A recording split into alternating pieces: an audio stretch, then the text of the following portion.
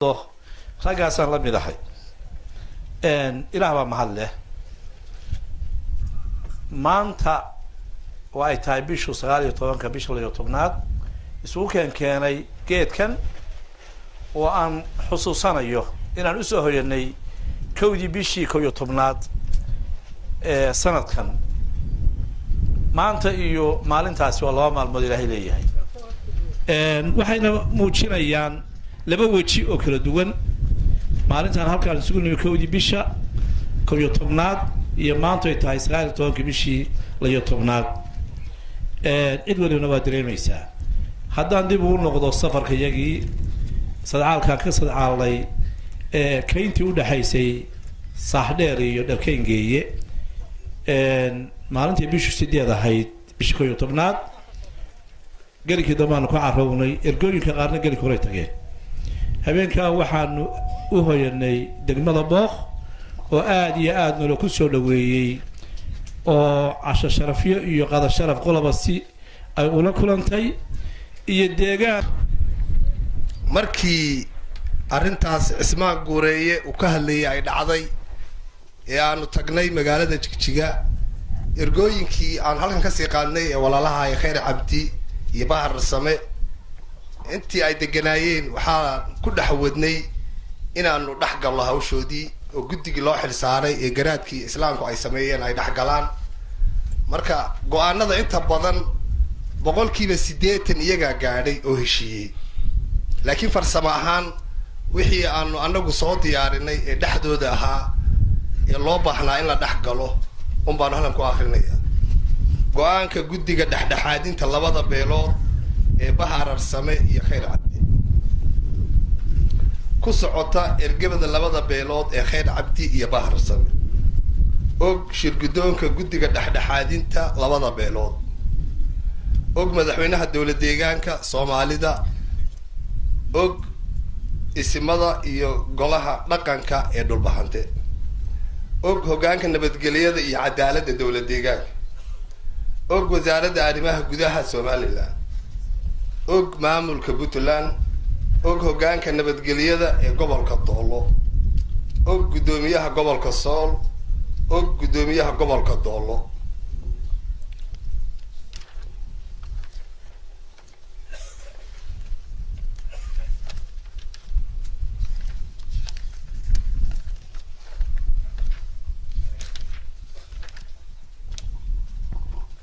in ergooyinka labada beelood abuuraan jabi nabadgeliyo oo keeni kara isdhaxgal bulshada walaalaha ah qodobka labaad markaan dhageysanay dacwada labada beelood ee dhacdadii u dambeysay kadib markii isla qireen dhimashada iyo dhaawaca labada beelood markii guddigu arkay xukuumadii hore ee beeluhu noo soo gudbiyeen oo aan waxba laga bixinin kadib markii guddigu arkay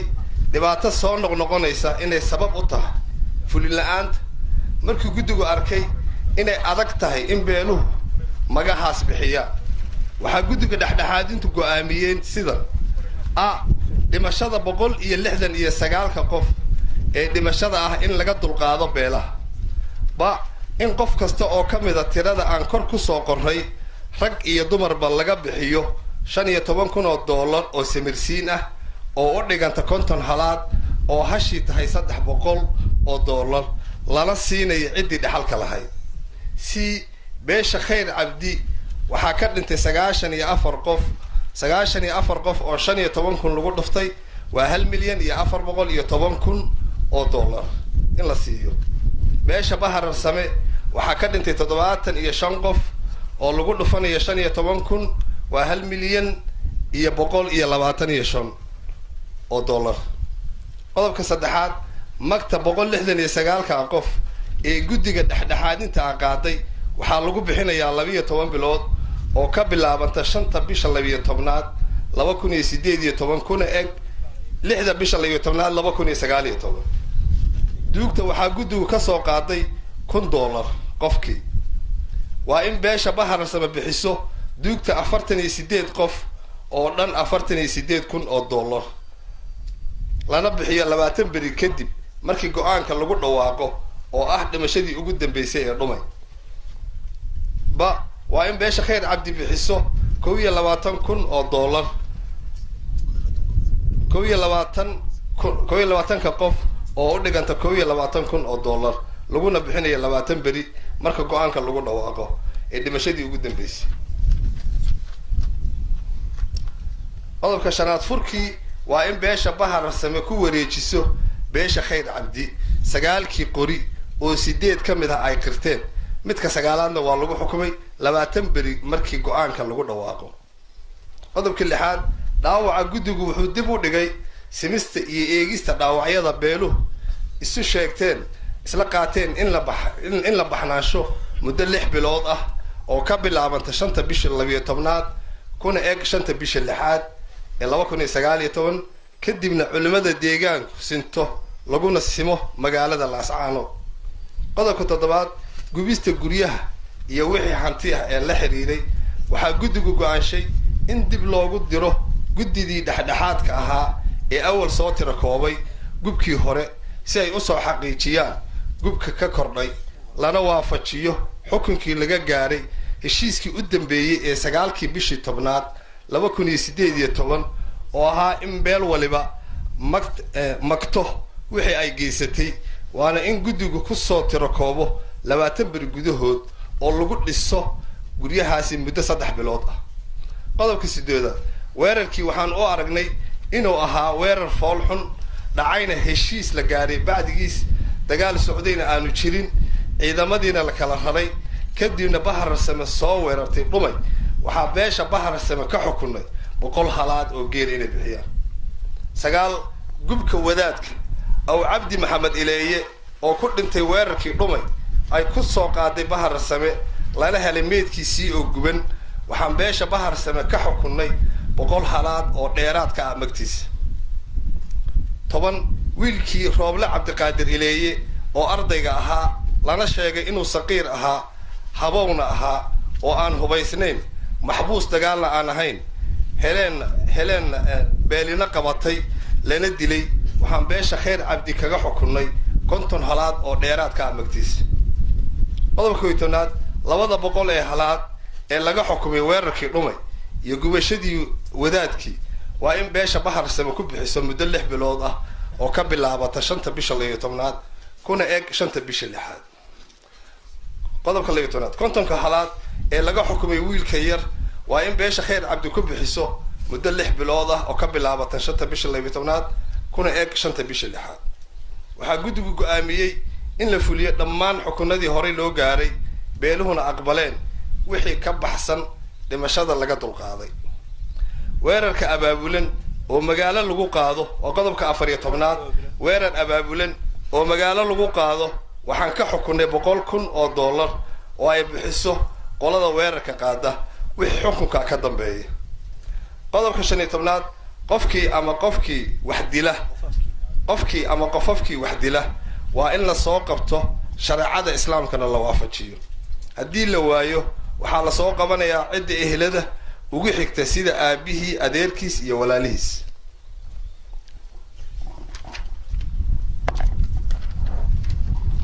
qodobka 16aad waxaa beelaha lagu adkaynayaa inay muddada la qabtay mid walba ku fuliyaan simista dhaawacyada ganaaxa furka duugta iyo gubista guryaha iyo wixii kale ee la xiriira maadaama laga dulqaaday dhimashadii. lifaaqa ku lifaaqan iyadoo la ixtiraacayo go'aanadii ka soo baxay shirkii dhexdhexaadinta labada beelood ee Bahar Same iyo Khayr Cabdi ee ku taariikhaysan 5 bisha 12aad 2018 si loo taabageliyo fulinta go'aanadaas waxay ergada dhexdhexaadintu magacowday guddiyada soo socda. 1 guddiga culimada waana guddigii hore u soo tira koobay dhibkii soo gaaray hantidii deegaanadii colaadu ka dhacday sida gubka iyo gaadiidkii waxyeeloobay waxaana hadda loo xil saaray qiimeynta hantida lagu gubay ama lagu waxyeeleeyay deegaanadii colaadu ka dhacday tii hore iyo tan dambaba. magacyada guddiga culimada: 1 Sheekh Dr. Axmed Jaamac Ismaaciil Mire. 2 Sheekh Axmed Maxamed Suleymaan. 3 Sheekh Axmed Maxamed Maxamuud. 4 Sheekh Cali Caydiid Cabdallah. 5 Sheekh Axmed Sheekh Cumar. waxaa culimada kaashan karaan cid kasta oo ay farsamo uga baahdaan sidoo kale waxaa laga magacaabay labada beelood 10 xubnood oo guddi ah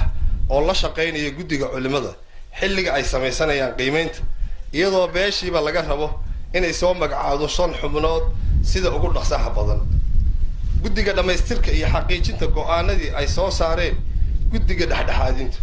sidoo kale waxaa la magacaabay guddi loo xil saaray arrimaha soo socda kow hubinta iyo xaqiijinta kala qaadashada furka duugta ganaaxyada iyo bixinta xuquuqaha kale sida gubka iyo simida dhaawacyada laba hubinta hubka dhigista iyo kala dirista ciidamada beeleedyada magacyada guddiga kow caaqil cabdikariin maxamed cabsiye laba caaqil axmed maxamuud maxamed sanyare saddex caaqil cabdirasaaq axmed cilmi cardoofe afar oday cali daahir cilmi shan oday maxamed maxamuud cilmi guddiga nabad ku soo dabaalidda labada beelood waxaa kaloo ergadu go'aamisay in labada beelood iska soo xulaan min 9 xubnood oo ah guddiga magaciisu kor ku xusan yahay kaasoo loo xilsaaray wacyigelinta isdhexgalka iyo xaqiijinta nabadda iyadoo laga rabo labada beelood inay si dhaqsaha u soo gudbiyaan magacyadooda